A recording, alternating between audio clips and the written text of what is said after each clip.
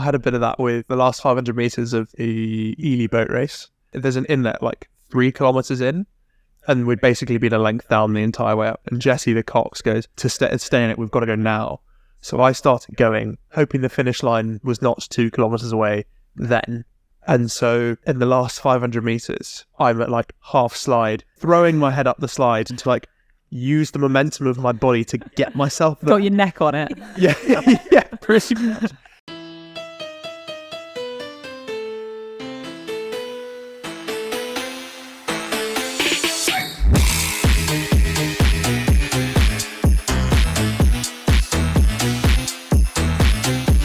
Hey, what is up? Welcome to Last Stroke Counts. Today's episode is going to be an unprecedented panel where we have the full Rowgear house in the Leander Library.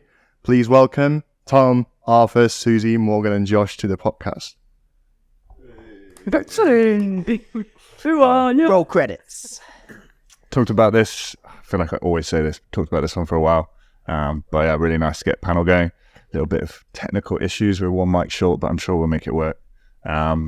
It's another one where I think we've had a lot of episodes have been very serious and get into the sort of deep stuff in terms of rowing and mental fortitude and things like that. So I thought we'd have one that maybe a bit more fun, get away from that, talk about some of the other stuff that happens with rowing and inevitably all the stories that kind of follow that. But I think first it'd be kind of interesting just to ask Morgs, how's it going in America? It is good. It's very American. As you would expect. It's been a culture shock, and I now, in hindsight, which is a wonderful thing, obviously it was going to be very different. But I think because they speak English, you're like, yeah, how different can it be? And if I was preparing to go and live in a European country where they speak a different language, I'd probably have prepared a bit more for things to be different. But it's really different, and I mean, America's massive, so of course it's different. But at the same time, it's incredibly similar. But I think a funny thing for me is they find my accent quite difficult to understand.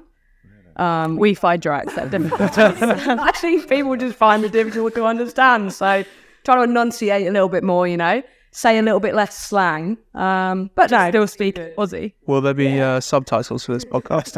Yeah. Translation is available on request. But yeah, it's been good. But when more coxes, she'll go into righto, so if you just put your blade in for me. Goes into an Australian if no one can understand that accent, by the way. Is it this, because I had one American cox once when we were coaching at Oxford, and it's every word is different.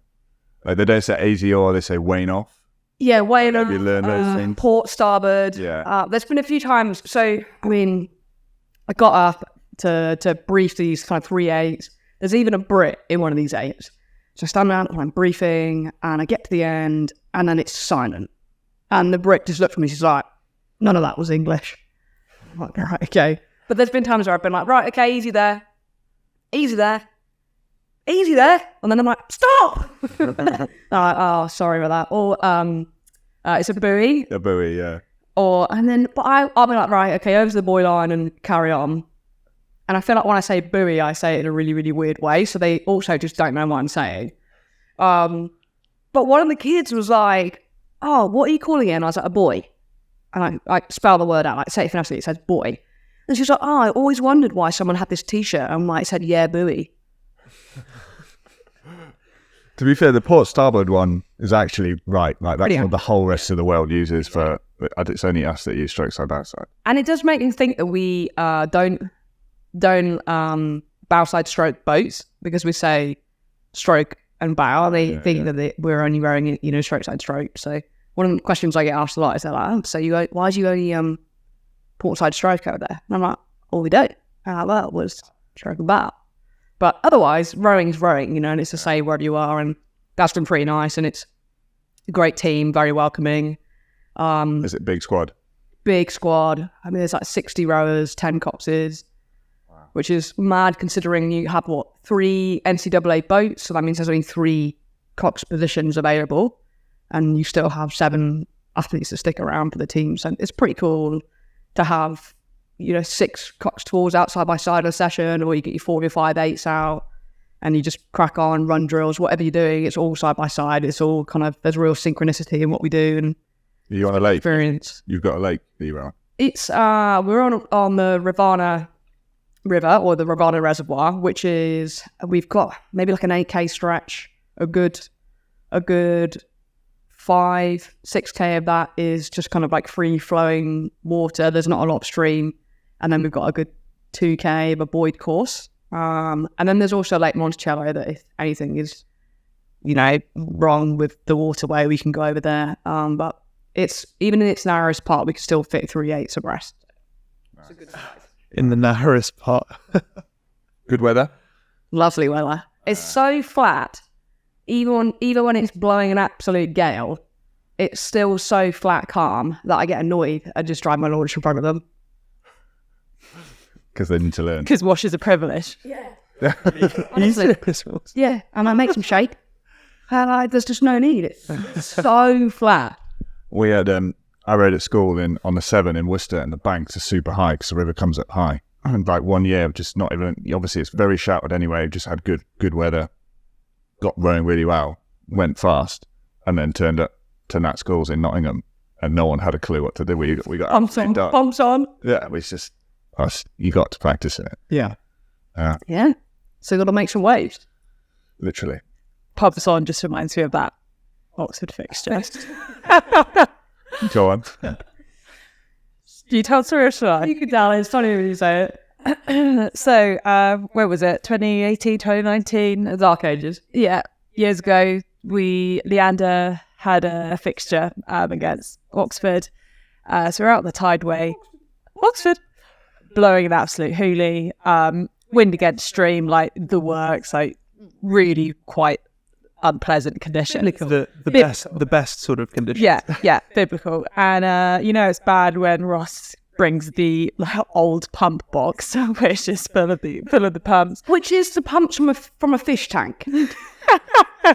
Is what he's Not got not like proper sort of ones for. No, so somehow boats him we have and at Oxford. Or? They're like the most budget-looking pumps you've ever seen. They found the supplies from an aquarium, and those are the Leander pumps. Too late. So we do our pre-paddle in the morning, and Ross is frantically trying to get these pumps fitted to the boats, and just thinking, "Oh God, like this isn't going to be good." And we're warming up, and literally, like water is coming in from both sides of the boat. Morg's just trying to press this Bear in mind that the battery has no holder, and I'm like, "What am I going to rush up? What are we going to do with this battery? It's going to get wet." It was you holding your feet. He finds a Tupperware. You know what? and he sits on the top of it, no lid, and he goes, "Hope for the best." You're holding it with your foot. Yeah. Anyway, we're warming up for the race, and we're all like already soaking wet, loads of water in the boat. Ross comes next to us, and Morg goes, make a bit of room. She went, Ross, there is no way we're doing this here. And Ross was like, well, you are. So get the pumps on. Anyway, start doing the race. Just clash start though. Oh, they did. Yeah, they did move the start. So they did listen to you. Didn't listen to Ross. Listen to Morg. And doing the race, classic fixture like crabs, we're up, Oxford are up, all the rest of it. And Morg we're doing this race, right, and all the kit starts floating down like the sides of the boats because we're filling up with water. And I could just see Morg like panicking, like pressing this pump button. And then we like take on a load of water, go down a bit, and Morg, this is probably the only time I've heard like actual fear in your voice. She went, Smithers, mate, I need you now. The Smith gets her legs on, we just go straight through them. And that was that. I'm like grabbing kit as it's flying past me. And like the gel wrappers, I'm like, oh God, think of the planet. The gel wrappers, I'm grabbing and pulling them in. I'm like, and then do you want to tell the story of that evening? And then Sue's my time I've got Vars disease. Not even a bottle of Coke would fix that one. It was awful. I think I lost about 5 kilos overnight. I remember Rossi telling us, I think it was 8's Head in 2007, where they started First Division and then pretty much everyone sank. Rossi was in the bow of the Leander Lightweight 8 and his brother Mark was in the stern. And they were taking on water, but it was very like stern the water's like coming in at the stern. So everyone in the bow's like struggling to get the blade out. And Rossi's like, meanwhile, the bow is like lifted out the water. So I've got like more room than I ever thought I could have. I'm like really like hitting it up to catch. I'm like, this is great. It feels awesome. Like, feel the surge. And he's like pointing out. And then finally, like, it all kind of sinks down in together. Don't think Tash felt that. It was coming over the top of her. Yeah. I'm pretty amazed, like, in your Oxford-Cambridge race, the fact that Cambridge boat unsunk itself with pumps. Well, you've got the sealed chambers though, right? So It's amazing what pumps were doing then from a fish tank. Like the boats will submerge, but they won't fully sink. Yeah. So once it's down. But if you can get to a point where you're in an environment where the water stops coming in, the pumps will kick in, and then it gets enough water out and it'll float again. So that it's not like the Dark Ages where they didn't have the sealed compartments and it literally sank or snapped. You know, it just goes down and it's sucked down until you get out of the way. So that was the main thing, is getting that 2007, I said that was a year before I came to Leander, but I spoke to some of the guys who were in that boat, and the development boat fully sank. And like sank. So yes, like the submerged thing. So they submerged. Safety crew. It happened to a lot of crews. Safety crews came over, got all the athletes, drove them over to the bank. Yeah. They were kind of like halfway down anyway, so they walked down to Hammersmith, and Banksy's at Hammersmith, and he's like, "Yeah, where's the fucking boat?" And they was like, "Oh, we hadn't really thought about that. We just did what we were told by the safety crew." So then they walked back up, and the safety crew has been pulling boats out, but they've just got like a guy in a rib just pulls the bow and just pull it over to the bank and then just sit it on the side of the bank. So this 8 full of water is just crushed down on the pebbles on the side of the bank, and then like the whole side was just littered with these boats that they've been saving. Do you know, I love a good Banksy comment when I'm like out coaching. So sometimes I'll see it, I'm like, "Oh, it's like putting pins in my head." When he said that, to one of the athletes, he was like, "Watching you roar, it's like sticking pins in me eyes." Favourite. Yeah, I'd like to get him on at some point. Yeah, I think it'd be good fun. He's got some crackers. He should write a book. Oh yeah. Him and Just HPW. things. Yeah. The Banksy soundboard, you can just like hit the button when you want there. Catchphrase. Well roared, Leander. Or him on the bike in the gym, cheering himself on. Go on, like shit. You could do it. 1 hour more. I like that though. I like seeing that. Like, That's the PG version there. you can do it. Everyone does a good Banksy impression. We've all been laughing about the previous podcast where everyone's got a slightly different Jurgen impression. It's got quite a funny Jurgen impression. All different versions of the same. Yeah, that's your best Jurgen impression. Oh, well, Charles Cousins was like, "This is not Thomas Cook." Then I caught him and Will playing volleyball in that pool. Like, "What are you doing? Why are you not training? This is not Thomas Cook." Alex Pratt was just like, "Ah, fuck!" Like, it was pretty loud. No, I'm not the best. There's definitely better ones. So many times, sometimes we're going to be like out on jobs and like something doesn't go right, or like we miss a ball or whatever, and we just, "Yeah, fuck." Or like if you've been sat down for too long, you get up and everything hurts. You're like, "Yeah, fuck." We need to get a podcast soundboard, both for Banksy and Jurgen impressions, I reckon. Well, the other one is fuck shit. Fuck shit. Oh, shit. Is it shit? Yeah, it's a lot of swearing now. Oh well. Right, what else are we going to talk about? We should probably introduce Arthur, who hasn't been on camera before. Go on then. This is my brother, Arthur. He hasn't rowed himself, but spent a long time in a family of rowers supporting athletes, and then having thought he'd got away from rowing when I finished, ended up dating another rower who was sitting on the other side of the table. Have you seen that video that's like, "Who's that wonderful girl?" That's what I'm envisioning now. If she's not. Oh, Could she be any cuter? If you're not for Instagram, you've got to buy this. So good. Honestly, it was like you're doing after work and I'm watching this, howling, like crying. Yeah. I've got to find that clip now. We'll do the meme. I'm gonna Do the meme for Arthur. Clip now. Also worked with Rowgear. When did you start working with Rowgear? No, 2010-ish? Yeah, it was sort of before university, during university. Then I moved to Henley once I finished. and you pretty much paid for my travels. Yeah, saved up money. Rowgear.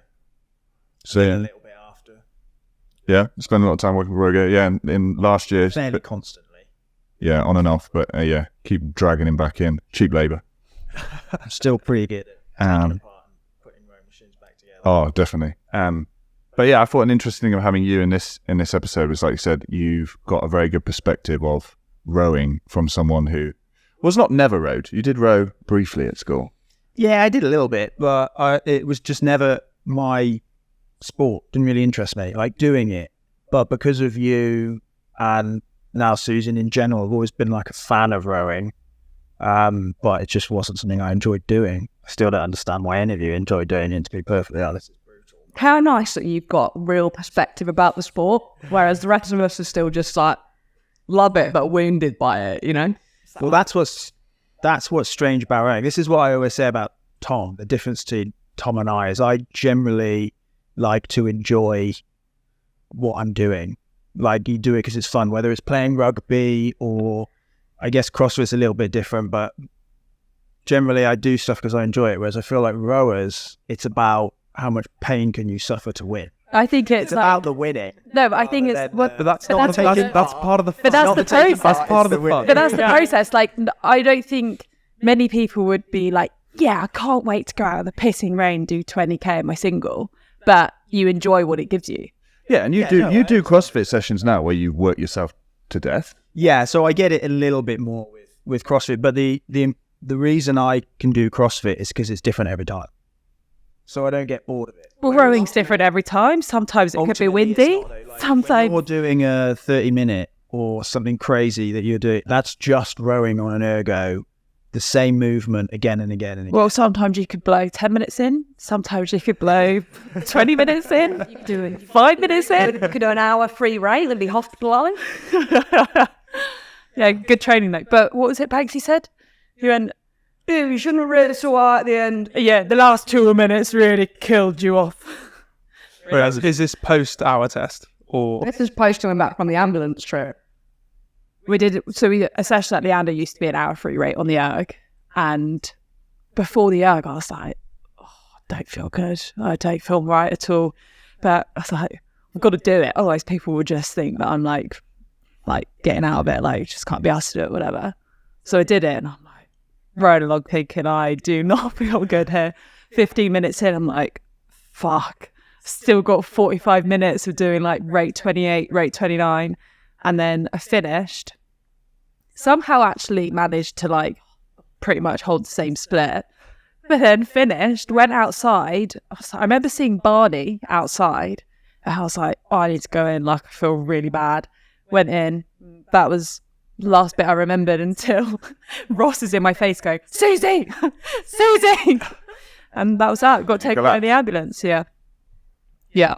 Impressive. yeah, it's the hour test is a really Yeah, but it was the last 2 minutes that did last. Well, yeah, last 2 minutes. Let's say the first 58 was fine. it's become like a staple test at Oxford. Straight through. Yeah, straight through, like free rate. And so the first, we started doing it on the dyno, Yeah. which is okay because like you can just spit. Like Yeah.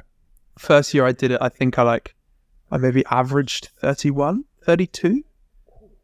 And then All right. in my last year, when Oxford then switched to statics, I ended up rating 28.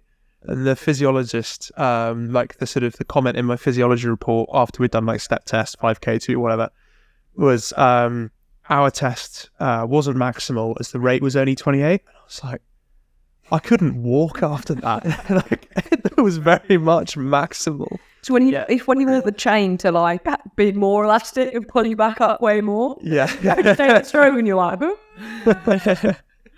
Getting back up from the back end, yeah. Yeah, I don't not ever good. did a When free rate hour. you're going up ass first because you've blown so much. Yeah, not good. Nick Clark, whose nickname is Manchild, who he used to row with, his phrase, he said, and he used to do it quite a lot. It was like HDLTR, which was like head down, lick the rigger. His last, like when he was actually done his last 3 minutes, he'd just literally like be able to like lick the slide nearly, head in his It's a lot of lap. strokes on a round or bow sign by the end. Well, I had a bit of that with it was like the last 500 meters of the Ely boat race. I so there's an inlet like 3 kilometers in, and we'd basically been a length down the entire way up until that point. And Jesse the Cox goes like, right, like guys, to stay in it, we've got to go now. So I started going, like, not sprinting for the finish line, but like hoping the finish line was not 2 kilometers away then. And so in the last 500 meters, I'm at like half slide, literally throwing my head up the slide to like use the momentum of my body to get myself Got your neck on it. yeah, pretty much. Like I think I recorded my heart rate, and I ended up like, I think I went from like 196 with like 1.5k to go and crossed the line at like just under 160 beats per minute because I've blown so badly. Do you remember like sort of getting to the middle of a race at Dorney, like especially in an 8 where you can just kind of, obviously the Cox is looking after you, so you're just really focusing on working, and you think, like, I'm really struggling now, like this next board, like I'm hoping it's 1750, like it's probably 1500. I reckon it's 1500, like probably only 500 go. And then it comes in, it's like 1k, and you're like, oh no. You stop because I can never read the markers. Do you remember at Met that year when the stake boat, You mean when we went in Brooks's Lane? yeah, and it was, Were you coxing? Oh yeah. it was awful. Did the steering break, or was this intentional? Well, when you race for Leander, often not all. It's not always a favourable thing to race for Leander. Very diplomatic. Yeah, I was really thinking about the fogs there, and we weren't straight, and I'll just say failure on my part. We're pointing into Brooks's Lane, and they say go. So Morgan's first word, so hands up like this. The green light goes, and Morgan went, fuck. And that was the first one. So we're in Brooks's Lane, and anyway, so I just let them start and do what they've got to do. And Beth Bryan has recently come out of retirement in the bow seat. I'm like, Beth, you everything now. I don't need anything later on. I just need it right now to get us in the lane. So we're going down Brooks's Lane with Brooks, and I'm like, excuse me, thank you, don't mind me, sorry about this, moving now. We're down. Sorry, really sorry, trying to avoid the clash, thank you. Like, in their lane, just sort of like, weaving and bobbing around them. But and then we're kind of like, and then I'm like, right, we're back in. All right, we're on. And then we're back in our lane, and then we're there clawing our way. And we clawed the whole way. Bearing in mind, Morg was at Brooks, I was at Brooks, Smithers was at Brooks. Banksy's... This looks like a calculated move. You got Banksy on the bank with his, go on, Leander. But then Spratley, the director of Brooks Rowing, his go-to would be, come on the Brooks! Come on the Brooks! And he was literally just shouting that the whole way down. And I'm like, I cannot lose this race to Brooks. Like, it was, for the first half of that race, it was a bit touch and go. I think it was touch and go towards the end. Oh, I can't remember. Yeah. Blocked it out. We really clawed that one back. But yeah, we spent a good part of the first 250 in someone else's lane. The boat in there, like. Yeah. Like all of us, lanes. bodies. Yeah. I was really apologetic. Like, I really didn't want to be over there. And They gave us a good race, to be fair. a very good race. Yeah. Did you win? Obviously, yeah. Fairly succinctly proved my point there. You talked about times when you've been dying in the boat, and then the story about how it's all about winning. Oh, yeah. That's rowing. Well, that's sport. Have you ever told the Subway story on the podcast? No, yeah, Subway sandwiches. Yeah, no, that's yours. It's like Tom's the perfect example of how obsessed Tom is with winning. Like we were in Subway one time, and it's like getting his sandwich. We're like, what salad do you want? He's like, yeah, all of it. And they're like, jalapenos. He's like, yeah. I'm like, Tom doesn't like those. And he's like, yeah, I'll just have all of it. I'm like, Tom, you don't like half the stuff you're putting on. He's like, yeah, but it's how you get your money's worth. So like, that's how you win, because then I have everything. I'm like, yeah, but you don't enjoy your sandwich now, so you're not winning at all. And he was like, there was this moment where he was like, oh yeah, I can enjoy my sandwich and have less stuff on it. Yeah. No, like, yeah, I've kind of just put that attitude into everything I did, yeah. And it was like, probably still like a good few years after I finished rowing, where I was in Subway, and I was like, why don't I just have like the sandwich I want instead of like everything? I must have every option. Yeah, you just kind of apply that to everything, every part of your life. Or I did anyway. Yeah. But I think that's a good analogy as well on how sometimes more is not better. Yeah. So More is always more. Yeah, Yeah, less. Barnaby DeLars has that tattooed on his ribs. More is more. Who has that there? Barnaby DeLars. You'll probably know who. There's a Brooks rower who has tattooed on his chest, "Athletes row, others just play games." But that's back from my era. I can't don't remember. know. It would be from Most before your Brooks time. rowers just have like property of OBUBC or I was in a lock-in. number. Yeah, Bow number. 2, or is it like 2 on 2? Was it C what's his name? Zebra. Yeah, I was there when he got his tattoo. So I went, Sam Agus and Ed Cordwell, they knew the Brooks well, I didn't really know them. So we went for this night out, and we rock up at this house in Cowley, and it's like a crack den. Not even exaggerating. I know that. There's Hang on, where? holes in the wall by the rusty bicycle. It was awful. It was like their last. Fullingdon Road. But just off Bullingdon Road. everyone knows. Okay. And they were like leaving that weekend. So when we got there, some of them were like, I think they punched some holes in the wall, and they were like burning stuff in the garden. Like this whole, from the time you enter the house, like the whole floor, like from the whole entrance, like for whatever it is, like the whole way goes all the way back. It's just like that deep with like post and leaflets. No one's picked up a piece of paper for like 4 years. So that was the start, and then we end up going out, and then somehow end up in a lock-in in a tattoo shop off Bullingdon Road with a case of beers, and he was like, "Yeah, no, I want this." So he's got property of OUBC tattooed on his arm. Nice. Wait, so he got a tattoo whilst pissed? Yeah, well, the tattoo artist was drinking, Oh shit! not just it. Because When he did his best work. with Barnaby, when he had his, this was like partway through his week-long bender post Rio, and he said he woke up the next morning and the tattoo was then on his bed sheets because it just like bled Cleared through it all out. Yeah. So he had to get it redone. Okay, so yeah, one thing I would be interesting perspective from art that I think would be worth talking about would be how to support an athlete or a rower, because it's obviously a pretty difficult thing. I remember like when I was younger, like mum and dad sort of just saying like, if Tom, like if he's done well, like he'll ring us straight away. I will hear about it. And if we don't hear from him, then we know like we won't talk to him and just let me sort of like come home, run up to my room and just be pissed off at myself. Like difficult things like that. But like, what from your perspective, can you give some people who listen to this some idea of maybe things to support or best ways to approach it when things have gone wrong, stuff like that? Oh, I don't know really. I think that you have to ask Susie if I'm any good at being a supporter. But I think the thing with rowing is you have to try and understand the sport as much as possible. So like, because for most people, it's usually a new sport. I think it's probably fair to say, like you have the few that will, their kids will do it and their parents did it or whatever. But for a lot of people, they pick it up at school, and it's not like football or rugby or anything that everyone knows.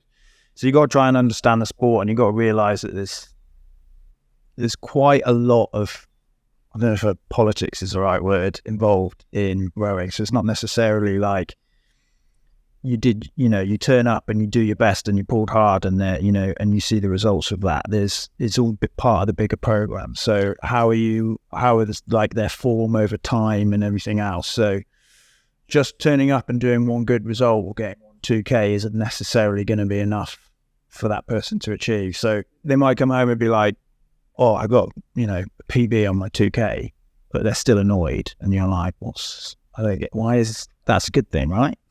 But there'll be some other little thing that's not gone right, or you didn't get the right, stroke rate or whatever it may be. So I think it's just being conscious of that.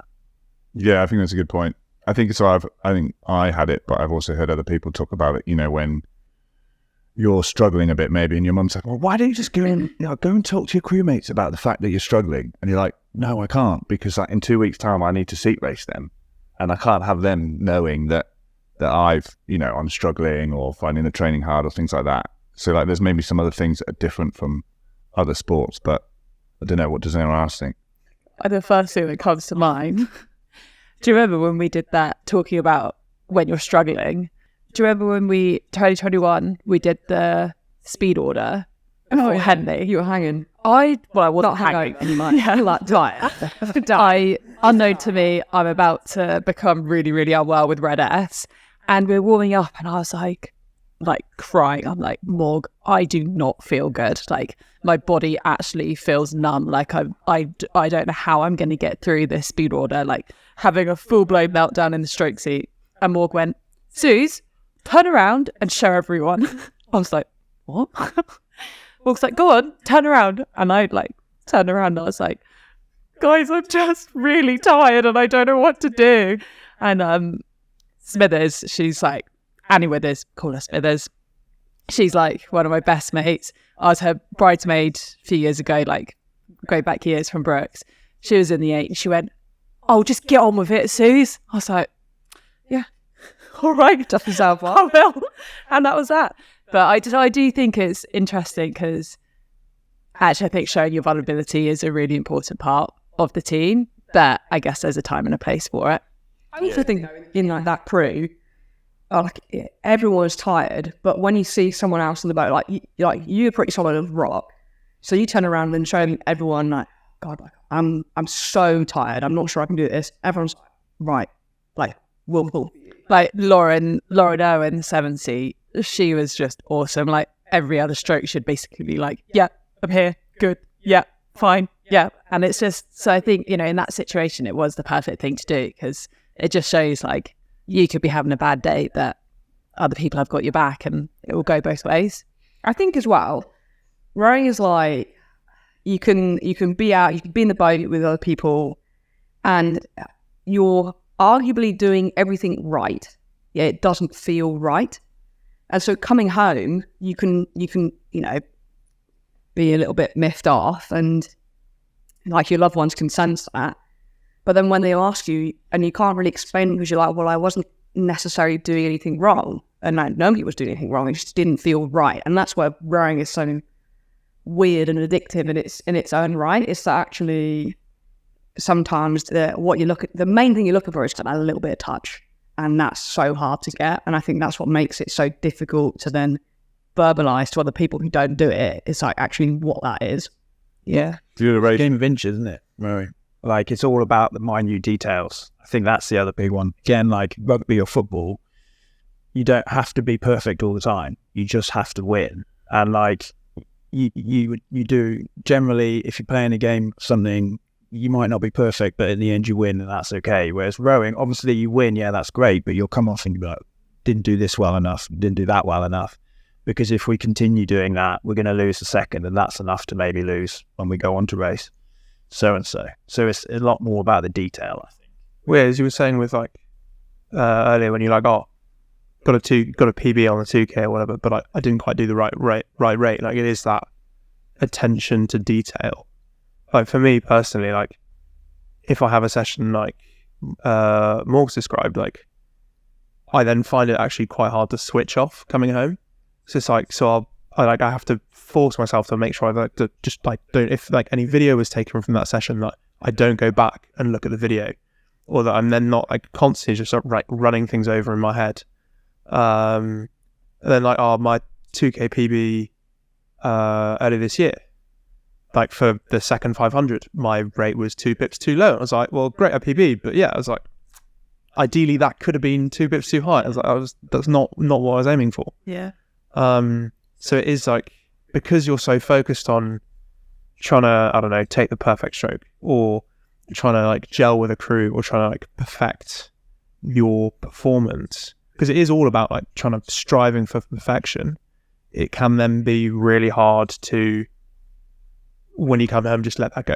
Yeah. And just go, right, okay, I'm going to do something different. I'm going to think about something different, and be like either fully present or just like not allow that to then like sort of scratch away and like be a little like mental itch.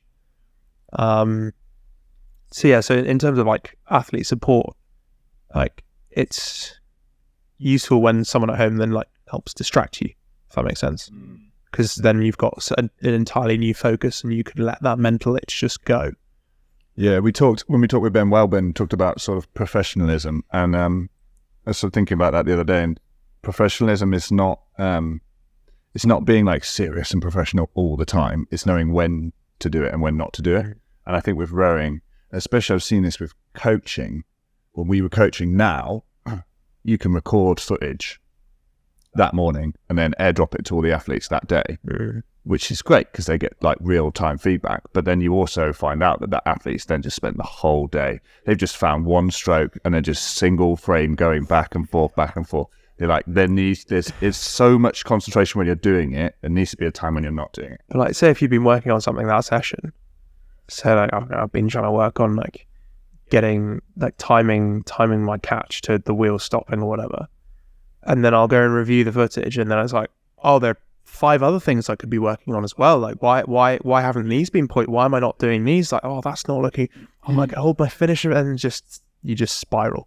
Yeah. And what we did at uni was quite useful, where we'd sit down with Brendan or Sean, and we'd literally have like a dedicated like half an hour every now and then, like, right, we'll go through some footage, and like that's that, so that people have their pointers, people can like are told what they're doing well, what they need to work on, so that you don't go and do that yourself and go into that little like sort of rabbit hole of finding all these little, because I don't know, when you're paying attention to all of these details, it's like you can very easily just pick yourself to pieces. Yeah, that's a good point. And I think like, so combining those two things, like Arthur said, like learning about rowing, like having the knowledge about how the sport works is important, but then also like as a supporting person, whether you're a partner or a family or whatever, there was a little bit of a benefit in the fact that maybe you're not going to talk rowing. So like you say, like benefit, like that's a good thing you say, like if someone comes home and they're really pissed off and they're pissed off with their performance or whatever, I get, go and do something else. I get them on to do something else, get them to have some time away from it, because you can just wind yourself up so much. Go to a rage room. I was talking, I saw one of them the other day. They look good. Game goes on the driving range. That was my go-to. We'll go to the driving range, see you later. Just smash some golf balls. Yeah, I remember we spoke to Lola, and she was talking about when she was struggling with rowing. I was like, oh, so what do you do? Like, when you're kind of struggling mentally. She's like, well, my go-to is to go rowing. So like when I get injured, that's kind of difficult. I was like, okay, yeah, you probably want something else to like cut right? that. It's like the ultimate romance. Like the whole time you're searching for this one perfect feeling, and then you're either in a single or you're in a crew boat, and so then you've got to like figure other people out, and you're like, you have to communicate. So like, if it's going badly, you've got to communicate with each other. But if it's going well, you've also got to communicate with each other. So they keep doing that one thing that you think, yeah, that's great, it's really, really working. And it's like this whole puzzle. And then when you get it right and you're like, yes, this is brilliant, it's what I've been searching for.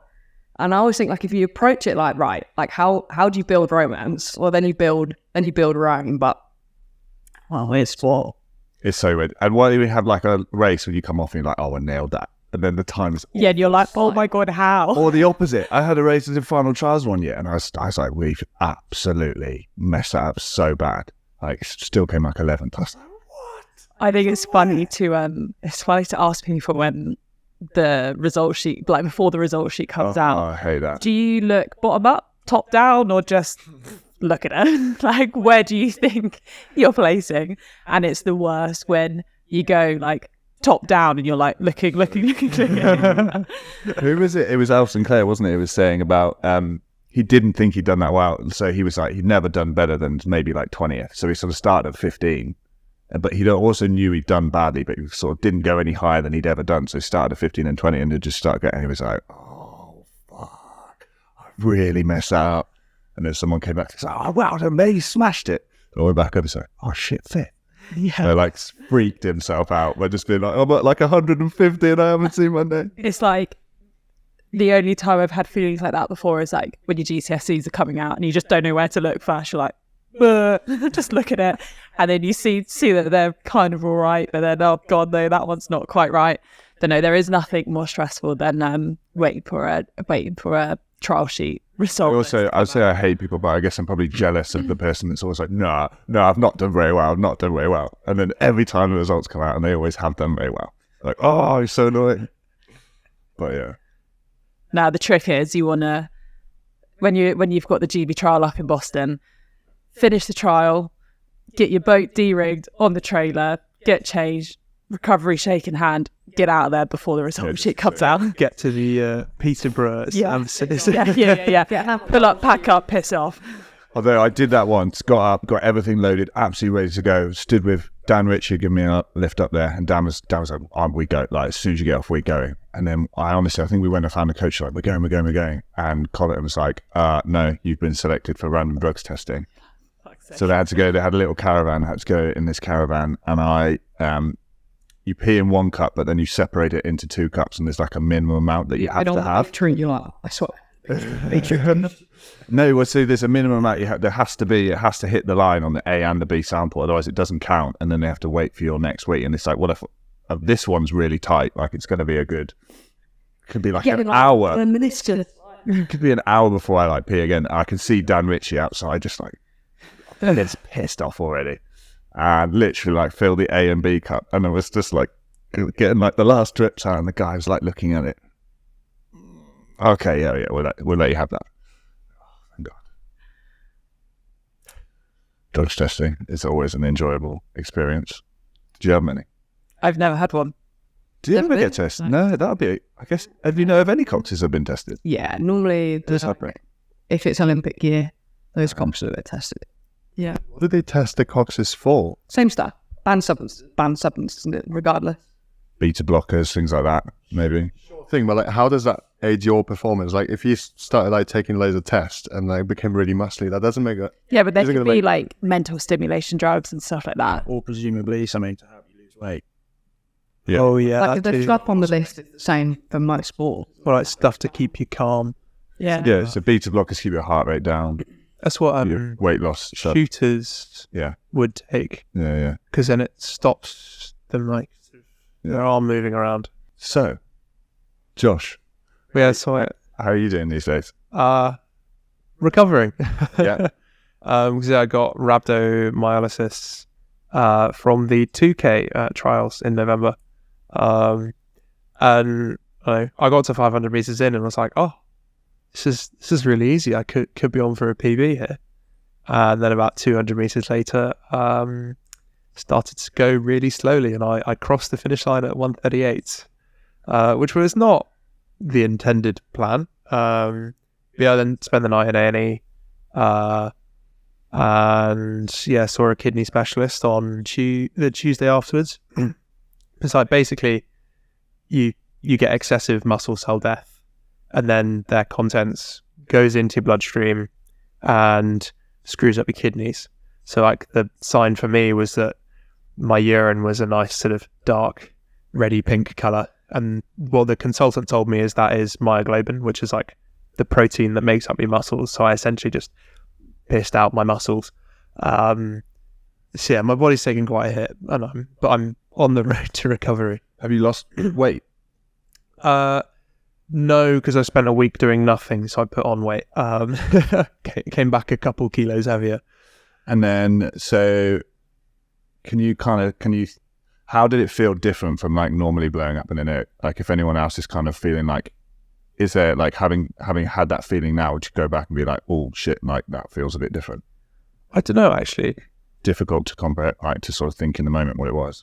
Yeah, I think in the moment I was just solely focused on trying to make the cutoff. I wasn't really thinking, oh, what's going on? Because like once I started to go, it was like I couldn't sustain like even close to what I'd been able to do in like the prep pieces we'd done, and so like there was like a bit of confusion and bit of panic in the like during the test. But yeah, I think to start with it was like, oh, maybe I'm blowing, but it was then when it wasn't a like, or maybe like, oh, maybe I don't have the legs today. And so like that middle 1K, I was like, maybe a split and a half slower than where I wanted to be, something like that.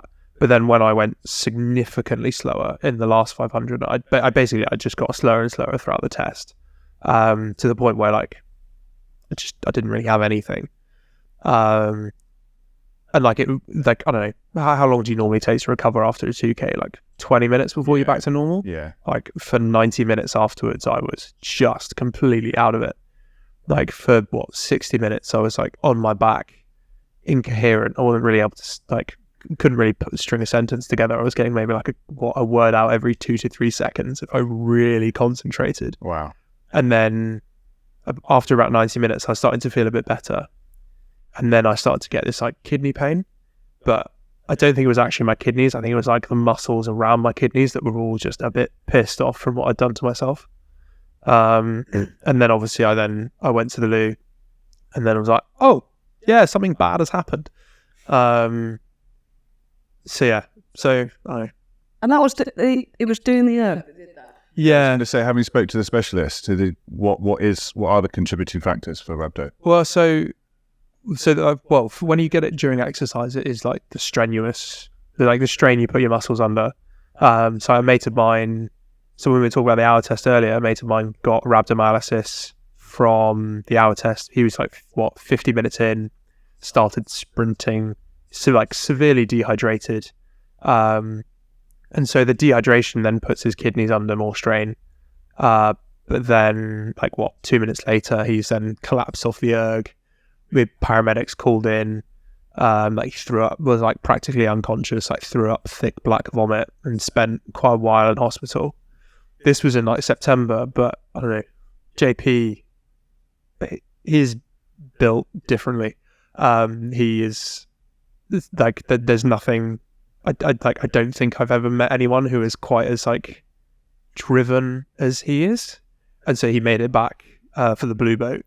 And this was the year that we ended up not racing. But so yeah, he just worked and managed to get himself back to fitness. But I think he lost 5% of his heart muscle mass. Yeah. So mine was not as bad, as sort of anywhere near as bad as his, because I was only 2 minutes into a 2K. I've definitely heard of it in terms of just an overtraining problem. So I think CrossFit specifically, I've heard a lot because a lot of CrossFit athletes will just train ridiculous sessions three times a day, without sort of managing their body. I've seen it as an overtraining thing, but then there's also Red S is an overtraining thing. You've seen that GB Rowing is posting a bit more about that these days? Yeah. It's really encouraging to see that, there's more awareness, and I guess what comes with the awareness is support for the athletes, because it is unfortunately, actually quite common, I think, in athletes, particularly in female athletes, and knowing that British Rowing are now doing more is really encouraging. So how does it sort of start? Is it from underfueling, overtraining? What are the causes? I guess they both sort of go hand in hand, underfueling, overtraining. For me personally, it's hard to know which one came first for me. It's like chicken and egg kind of situation.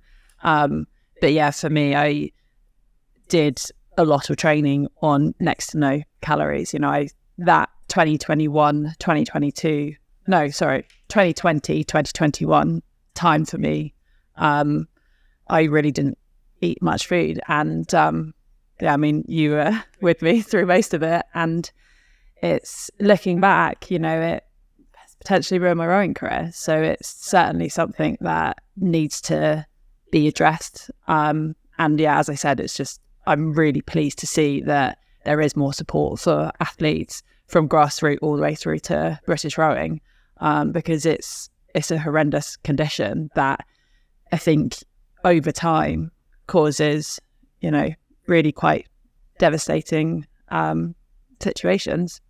I think a big thing with, a lot of illnesses and injuries and stuff that you get from sport in general is that it's the build-up of something seemingly small over a sustained period of time. And so that's why it's these things are so prevalent in men and women, is that actually, you're doing 3 sessions a day, 6 days a week, and then you have a rest day. How many people get to a rest day and think, I'm not training today, so I won't eat as much as I normally eat? Yeah. But actually a rest day is the only day of the week where you can catch up on what you miss. Yeah. And so we're talking let's say 3 days a week, you're 50 calories short, and you like that for 3 years. Well, you've been in a calorie deficit. Adds up, doesn't it? Yeah. And that can happen to anybody. So then the only way we can really kind of know what say our bodies in is, say you take blood samples and you look at like leptin levels, so a protein within your blood, and if leptin's increasing, then you're in a deficit. But there's cases where people, men and women, will have increased their calories 2,000, 3,000 calories. 3-4 months later, their leptin levels are still rising, and they've been in a deficit for so long, the body's still continuing to try and catch up, and it's like, it takes a long time to get out of it. And it's only something it's only like, the last, I guess previously it would have been called the female athlete triad, but now actually there's understanding that it's in everybody. It can affect anyone, and it's not necessarily just caused by, or it doesn't just affect people who are restrictively eating. I think there was an assumption previously, but I think the same thing falls into like, your stress fractures and your injuries, or, for you, like that's a sudden onset or something. Actually, like, what's happening before? We don't know enough about certain things in sport. Trying to get the quality of the research in it is really difficult, and we're looking at kind of like your leading researchers who normally research comorbidities and kind of like the more public health sort of side of things, but we don't have necessarily the high medical practitioners researching in sport, and that's only a field that's now starting to be investigated more and more and funded and supported. Yeah, I think it's like a lot of things happen, like everything happens slowly, good and bad. I think everyone thinks that, like, for you, obviously there was like an event where you sort of found out, but I think like, but I mean, there was a lead up to that. Exactly, yeah. And then that combined with, we all basically spend our day kind of learning how to ignore the little warning voice in your head. Like, if you want to be good at rowing, and to some extent you need to be able to kind of push through when that voice says don't. So that can kind of get confused with trying to teach people about, like, when someone says, "Oh, my back's hurting," is it muscle soreness, like a weight muscle soreness? Is it like a sharp pain? Like, there are kind of different types, and it's like the same thing, like to try and explain to someone, like, are you tired like you normally feel tired? Is it a different kind of tiredness? But if it's something you've never experienced before, it's going to be difficult to tell. But I think on the same basis, someone's, "Oh, I'm not improving fast enough." Well, we only talked about making this change 5 days ago. We're going to have to stick with this change for a long time. You're going to have to think about it every day, and slowly you'll get better. I think it's about understanding that, like, on the negative, it happens in the same way. Things are going to come in slowly. Yeah. It's so hard to pick up on, like. And it's like something I found really hard when I was recovering from the Red S was, yes, I was starting to feel better, but it was really hard to know whether I was actually feeling better in the long term, whether I was just having a good day. Like, do I just feel better today because I had a good sleep last night, or, I've had a restful week? Like, I found it very hard to understand, like, the longevity of that feeling better. And then the other thing I found hard was, it was quite a realization. I'd felt awful for so long. I didn't know what feeling good meant. I think I learnt to row during my second year at university. So I came into the sport late. And, at the time, I think it's fair to say that at, that 2012, 2013 era of rowing, power to weight was a massive thing. Like, everyone got weighed all the time. There was a real culture around light is fast. And actually, what I now realize is strong is fast, healthy is fast. And yeah, sure, there's a power to weight element of it, but it certainly shouldn't be the starting point. So actually, when I look back at my behaviors as a younger athlete, it's no wonder I was so unwell a few years ago, because actually I think I had been in a calorie deficit for probably the best part of 8 years. And, if you think that cumulative damage is huge. My hair was falling out. I had such bad eczema, I'd have to go to A&E. I literally couldn't get out of bed. I didn't have a period for 3 years. Like, I just look back at my younger self and I just wish I could go there and shake her, just think, for God's sake, just eat some food, like, give your body what it needs. Like, you wouldn't put shit fuel in your car, so don't put shit fuel into your body, is my analogy. So, yeah. I think that's why, for me, like, a training diary is really important as well. Yeah. Not just to record your training, but to record how you feel, how you've slept, resting heart rate, like actually having, like, trying to build up some knowledge of your body. Yeah. And, like, knowing that baseline. Because then when stuff, it doesn't need to be perfect all the time, but you get that baseline. what I would Stuff starts say with changing. that, I kept a spreadsheet. So I kept a spreadsheet. I would weigh myself once a week because I didn't want to become too obsessed with daily weighing. But every morning I would take my heart rate. I would write down my perceived shape, my quality of sleep. And for every session, I would have the split, if it was an ergo, my heart rate and my perceived effort.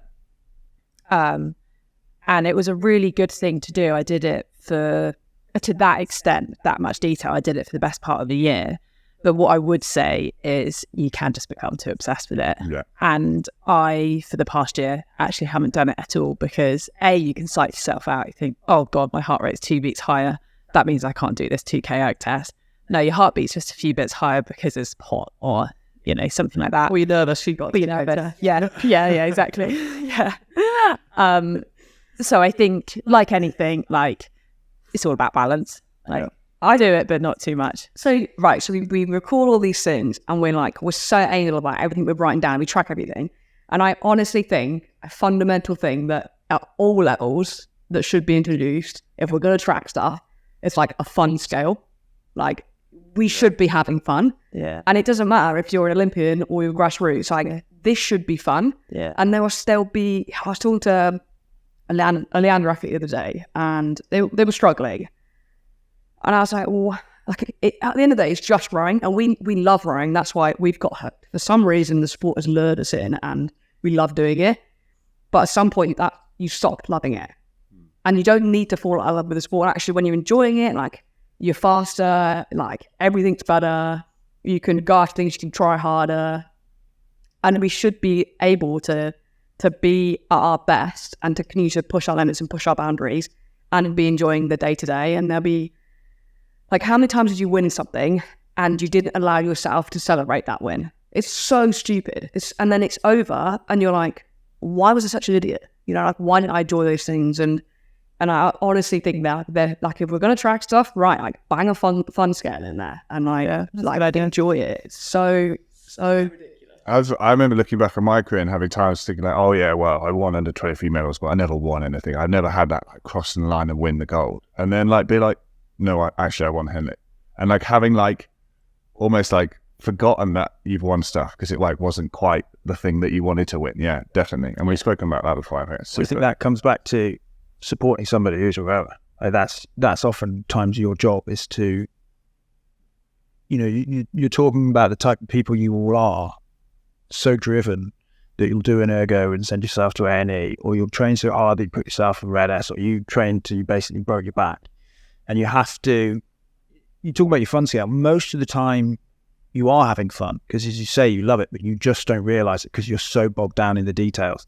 And it's that whole thing of, if you're always thinking about the next mountain peak, you never stop and enjoy the view. And it's just trying to sort of get that person to come back a bit and just maybe look at the bigger picture instead of the details, and also try and get them to do the things that they know they need to do, but they might not because you think, I've got to do this. And Susie, you do this sometimes, talking about the rest day, you need to eat more. It's there's been a couple of times where you're like, I've had a bad week. And then I see your train of thought, you're like, I've had a bad week, so I need to catch up. And you're like, should I go for a run today? I'm like, no, absolutely not. Go to bed and sleep. You're crazy. With this concussion, and you're like, what training have you done today? And I'd done 3 10 minutes, really, really steady on the erg. It was one of my first sessions back since hitting my head. And Morgan went, well, pleased to see that you've grown up, because you a few years ago would have just done, I haven't done training in a few weeks. I better do 60 minutes as hard as I possibly can. do a 6-hour erg. Catch up. I always say things like Christmas training programs and stuff. Do as much as you can, but don't miss 2 days and then be like, right, I'll catch up. Yeah. If you've missed the day, you've missed it. Just get back on where it is. Don't be like, I'll just put all that in tomorrow. What I would say, we're talking about having fun. There is absolutely nothing enjoyable about erging in your Baltic garden over the Christmas break. All your family are inside, got the celebration box of chocolates, watching a nice film. And you're on the erg. You got to go early. It's not You good. always think, I've got the whole day. Good. I'll just chill. I'll do my session later. No. You've got Get up, to get done. it done. Yeah. But then yeah. you've got to be able to laugh at how miserable it is. Oh, it's just If you develop that sense of humour, you'll get through it. And then, like, you know, I've been doing it for 11, 12 years. My dad will still come outside and go, cool, are you still really on that thing? Yes, I am. It's like It's meant to say, I guess, there as a It's like when mum loves Easter, loves holidays in general, loves Easter, and would ring me up and be like, "Is she coming back for Easter?" I'm like, "Well, like I'll come back for Sunday, but we're training." What, you're training on Easter? For the last 10 years, mum. Like, normally don't get these trials. It's trials, yeah. Right, with the holidays coming, I've got to come out of this. Okay, so My mum, bless her soul, she always makes these sausage rolls. you got to get a picture up. Yeah, I haven't got a picture, but I'll send one in. And these things are so dense. If you threw it at the wall, it'd go through the wall. And every year, it's like a rite of passage. You come around and got to have one of Jackie's sausage rolls. And it's not even the right pastry. You know, like Hang on, how big are they? they're like one is about this. Like it's a big. Well, they're chunky. Yeah, They're chunky. It looks like a Okay. burger, basically, and it's dense. So it's like about this thick, and and then whatever the pastry is you're supposed to use, it's not that flaky fluffy stuff. It's like the base of a pie. It's like short crust. Wait, no, short crust, but not. She gets the pastry completely wrong. Yeah, it's the roll. just not been rolled out. It's just thick. Every year, someone comes around, you have to try these things, and they're chewing on it. It's like a Sweeney thought, okay. And then, Jack, yeah, very good, very much, you need like a pint of water to try and wash down a single mouthful. But this is the first year where I don't have to be at weight, and I'm gonna have to eat. Had an excuse. And I said, what am I gonna do? And Fred, Veggie. I hope she got doesn't me. listen to the podcast. Yeah, she'll be outside having a fag going, I'm Mark. she's like, right, got to work with you. Anyway, my sausage rolls are famous now. Thank you very much. Yeah, you're in trouble now. I think you've just signed yourself up for perhaps I know. more than one. I'm gonna have a lifetime of supply.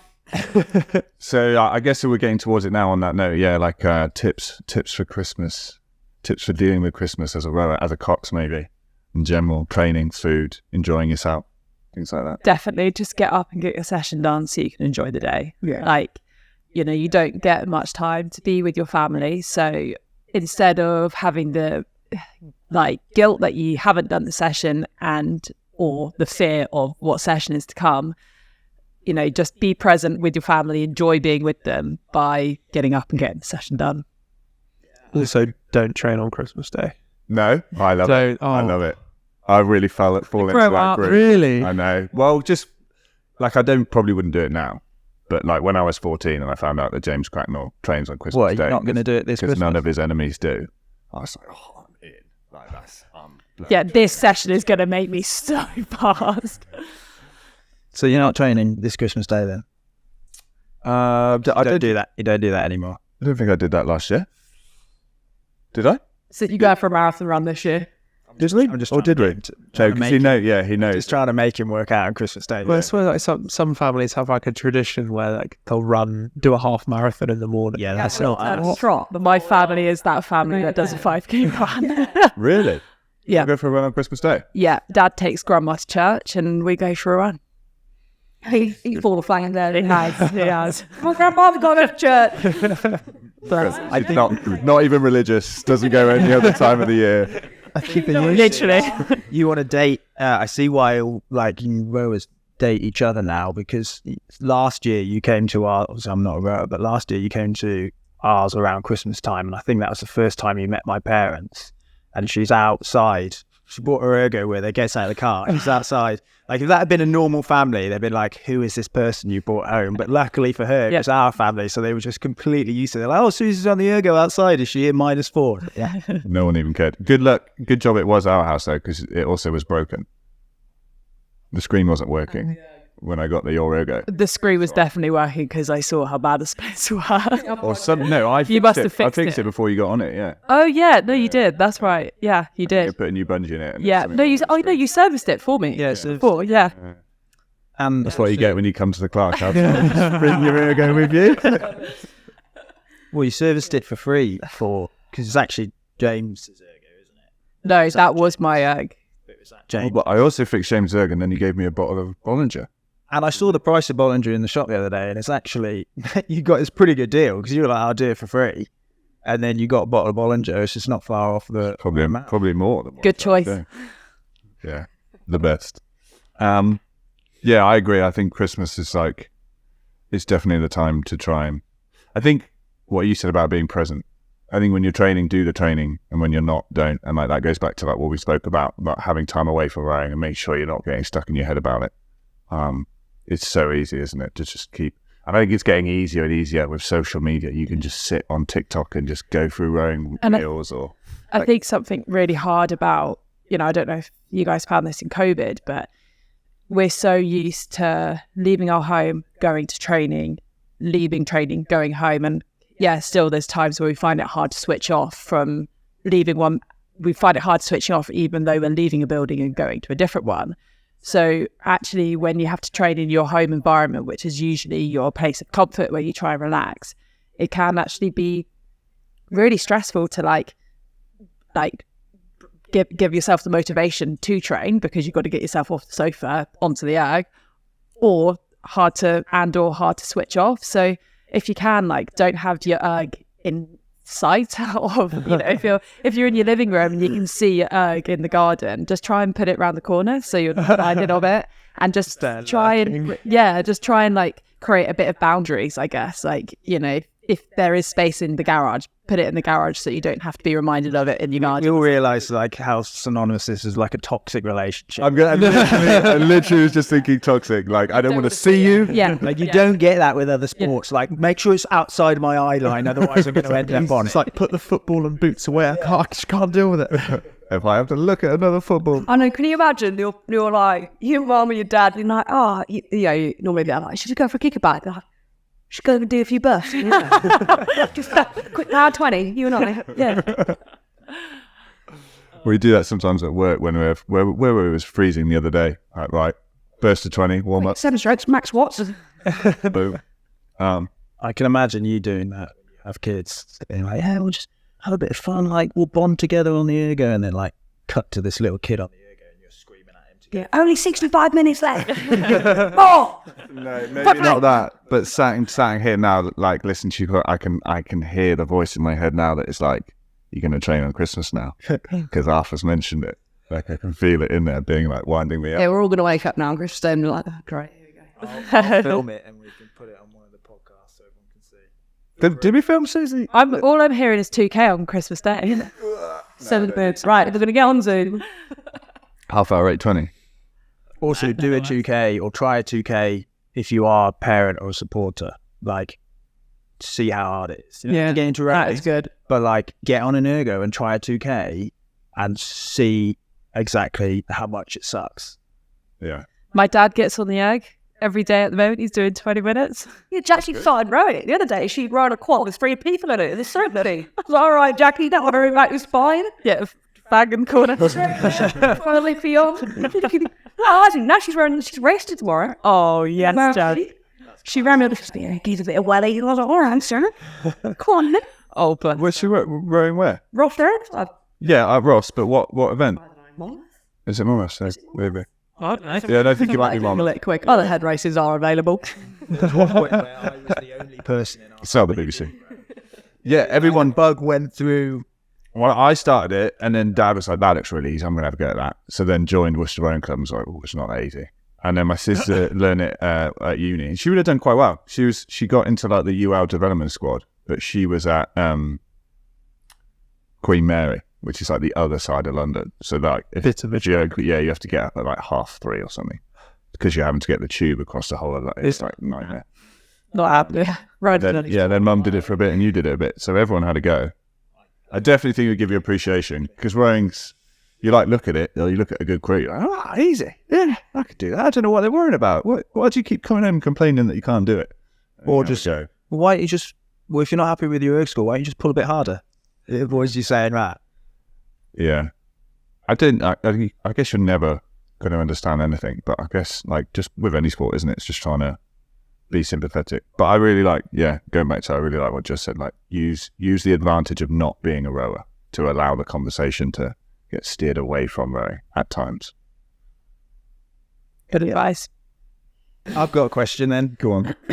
If you had to, I mean, this is for the rowers more, because I guess you can say maybe the worst you've seen, but like, if you were to say, like, what's your worst 2K, or like like in terms of where you felt the worst, like you went to that deepest, darkest point where you're in the most pain or whatever, which one was it? And was it a good erg or a bad erg? Always, for me, always bad. Like, I remember when I did my PB at Leander towards the end of my career, I just got a GoPro, some other brand. I was like, I'm going to film it. I'm going to like see all the pain and the struggle. And I just like actually had a really good one, like perfectly nailed it, executed the plan, was a bit tired at the end, but just didn't really look like that much of a struggle. Yeah. But when you're coming off pace, like when the plan's unraveled and you've still got 750 to go, you're in like your last 500, and then that's when you start doing stupid stuff. So you're like, well, I've got nothing to lose now. Like, I'm way off the pace. Like, I'm just gonna do my finish now and see what happens. And you start going into like a pretty horrible place. I don't know. I would say the worst ones, because you always get that high, you know, coming to that last 200-300, you're like, oh, I'm gonna PB. Like, you always find a little bit something extra. Like, there's just some kind of Last 200s for free. yeah, you know it's coming. You know you're in the right place. There are definitely difficult ones when you're like really close. It's going to be 0.1, 0.2. Am I going to PB or not? That's going to push you to a high level. But the ones that feel the worst, it's like when you're putting all this effort in, and I already know this score's going to suck. Yeah, I completely agree with that one. Like when you get a P, I completely agree. Yeah, whenever you get a PB, well, whenever I've got a PB, I've always felt like I could have done more. And that, to me, gives me confidence that I absolutely nailed the pacing. But, like, do you remember that 5K I did last year? Awful. Absolutely awful. It felt horrific. And the score was horrific. 5K is a different game. I mean, I was coming down hard with tonsillitis that I didn't realise. But, yeah, I think if you feel bad, generally speaking, you're not on for a good club. You couldn't see and someone had to tell you to stop. Yeah. Occasionally I do a 2K. For fun. Well, yeah, do it on a Christmas day. And occasionally I'll do a half hour 8:20 just to kind of. Well, Suze, you're going to be not on Christmas Day, but you'll be at ours over Christmas, so maybe you two could have a little race. I've got nothing to prove. I'll never do a 5K again ever in my life. Like, no. They're awful, aren't they? Yeah, they are the worst. Because I had, so for Arthur's question, it was in February of lockdown in 2021. And I'd spent 3 weeks doing a half slide because I had tendonitis in the back of my knee and I refused to rest. And so I was like in my dad's garage, and so I got an extension for like the 5K deadline for GB. And so I did this 5K, and Sean I've been in communication with Sean, and he was like, yeah, if you can go sub 16 again, I think that would be best case scenario. That would be really, really good. And so I'm there, and like, I'd gone, 15:57 in December, and like just perfectly executed tests. Like they make us measure every 250, and every 250 up until like 12:50 to go was within like 2 watts of each other. This test, I got to halfway and gone, this isn't, no. And then I got to 1,500 meters to go, and I was like, well, if I go now, sub 16 is on. And then I got to like 500 meters to go, and I was just like 3/4 slide, rate 40, pulling as hard as I possibly could every stroke. And I PB'd by like 0.2 of a second. Oh, hang on to that. That story was going. I thought you were going to be like, in the last 100, you know. Oh, no, yeah. So these were popping back up. And well, that was one where it's like, I felt awful, but still ended up having a good one. That's I've got one story like that. I think that I don't normally say it was luck, but for me, that was definitely luck when I got to halfway and I was like way off the cut-off time. I was like, God, this just isn't going to end well. And then it was when I was at Brooks and Alan French was standing behind me, had 1,500 to go, and he was like, Suze, if you want to get the cut-off, you have got to go now. So I just started sprinting and yeah. Well, it's just like one of those things you're like, well, if I've got to get the job done, I've got to do it now. So is that what you would say like your worst one was in terms of how you felt? In terms of how I felt Like afterwards, like probably similar to the 2K I did 3 weeks ago. Because that was awful. Because I was just out of it for so long afterwards, and like just the last 500 was just in so much pain. But then that 5K, I had that like adrenaline, that high from PBing, but it wasn't quite enough to counteract how bad I felt afterwards either. Oh yeah, that's when you know are really bad, when you PB and you still are like, oh god, like this is bad. Yeah. And that pretty much sums up where I know that, like, if you want to do the best you've ever done, it's going to be the worst you've ever done. It's going to hurt, yeah. It's gonna be awful. Well, I spent the next half an hour, 35 minutes after that, just vomiting. It was like pretty consistent. And because I was with my dad's a doctor. And he was like, "Hey, are you okay?" So he was like, we were in the garage and he was there, like, just like next to me, just watching me. And then like would occasionally say something. And afterwards, he's like, "I've got to take you to the hospital. I need to take you to the hospital." I was like, "Dad, this is bad, but like this is normal. Like, just like let me get on with it." Meanwhile, you get grabbed there and being Bro, I don't know if I've been okay. So you've obviously done Fixtures as Oxford and now as Leander. Yeah. So when you were at Oxford, what were the fixtures phrased as for you? Well, fixtures, just like an opportunity to go and like practice on the course, basically, And then with a boat side by side. okay, so this always interests me. So you know, that was the same for me at Oxford. A fixture is an opportunity put on an organised race for the boat race crews to practice being on the course and where they're going to With go, the crew side what by way side, they're gonna yeah, do side by side, and for the umpires to practice working with those coxes and get to know how it goes. Okay, so now racing as Leander, how was a fixture phrase for you? Go and beat up Oxford and Cambridge. Exactly. And it's like, I think people forget that when they go and do these fixtures. The fixtures are there so you can help the boat race crews train for the boat race and prep. But what it's turned into is like some sort of derby match where you blow holes in each other's ships, and it's like, actually, like, that's not what this is for. It's not for that. I'd like to see you do that all the Well, you say blow holes in each other's ships. In the Oxford fixture earlier this year, on the footage, there's like there's a stroke where like stroke side just go in just under, just like completely under, and I'm like, oh, like what the hell has gone on here? Like why? Like what was going on? Turns out we actually collided with the Oxford boat, and there was damn it on the carbon rail that goes along the bow of the boat. Like there was like that had buckled from the collision. See, So yes, blowing holes in each other's boats. there, right? I think fixtures has completely lost their way. Like, I think it is. There's no need to be like smashing into each other. I think it's because it's such a big scale, you know, to be able to go away. Because also, especially like talking about non-rowers, you know, how many times in a row? Oh my god, like Oxford and Cambridge is like the best rowing in the world, isn't it? It's like, well, sometimes, but not always, and there are a lot of other places. Yeah, not every year, and they're like, but like, there's a sort of a feeling of like, if you can say to someone, oh yeah, we raced Oxford and we beat them. It's like that scale. I get it, but I think, like, as a coach and as a cox, like, it's a poor skill set to ram your boat into another boat, and it's become like bloody fashionable to do it now. And I'm like, this is really silly. Like, actually, Clashing is do fun, some though. good coxing, do some good racing. Like, but it's so pompous. Like, don't you think it's so arrogant? Think about how much money it costs for these boats, for this equipment. We're trying to change the sport. We're trying to change the stereotype around rowing, make it accessible. Oh, for the crack, we crash into each other. Yeah, but again, like you're talking about rowers who will break their own bodies to win, so they're not going to care about a boat.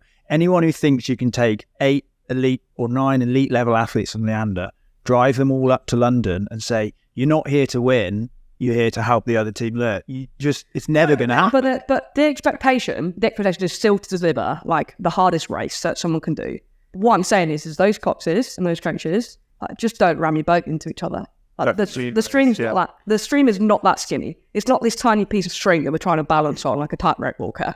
It is wide enough. There is enough room, and like Let the rowers pull hard. I agree with But I'd also say you. I just don't see it happening. if you really wanted to say like this is a learning experience and not a race, like don't publish the results, don't publish the race times, which is what they'll do now for fixtures. Everyone come down on and watch the boats. Like you'd be like, right, okay, we're gonna do a piece from somewhere random to somewhere random. We'll start one crew a length down, then we'll swap and start one crew a length up. You can like practice race scenarios rather than be like, here's the finish, here's the start, here's the gun, everyone's watching. What do you think is going to happen? Like, obviously, it's going to get pulled. But there's the argument that it can still be fiercely competitive and a proper event. What I'm saying is like, right, we're going the wrong way with how we're deploying tactics, you know? Yeah, I definitely feel like after seeing the boat race with Zoe in, when a clash of blades snapped a blade in half, I feel like as a cock, if I was a cox, I'd be like, well, that's not going to happen to me. Like, I think people before then would like just crash and think, oh, it'll be fine, you know, we'll separate. But I think if you can see you can lose a race by snapping a blade, I'd be freaking out to go anywhere near. But like what I was going to say is, my understanding of fixtures is always to try and replicate the boat race for Oxford and Cambridge. And if clashes happen during the boat race, then it's good for the coxes and rowers to have been exposed to that before. And, you know, it's a good point of saying, oh, well, let's just make it, you know, far lower key, like not say where the start finish is going to be, not publish it. But that's also all part of the practice of dealing with the race day type environment, like having more media there, that just being exposed to that is all part of the practice. So I don't know, I think it needs to replicate what the boat race looks like. And if the boat race is clean and there's no clashing and you don't, you know, I know you obviously would get disqualified if it was really unfair, but I just think the fixtures need to replicate what the boat race looks like in whatever capacity that is. Didn't they also this year, when you did it, they did something, you were ahead and they called it a draw or they disqualified you unfairly or something? Oh, you vote for the whole... But like stuff like that happens and then you obviously go into the third one being like, oh, let's go. There have been times where you're racing in a fixture and you don't know where the finish line is, and they may or may not cool down when Oxford or Cambridge are up. Josh laughing at the other end of the table. Yeah. Well, we always knew where the finishers would be when I was racing fixtures with Oxford. It was very. We would know. I don't know whether they would pass that on to the other crews, but we were very sure. Got past the blue dot, so we're still going. There's a little bloke down there painting on the door blue. Yeah.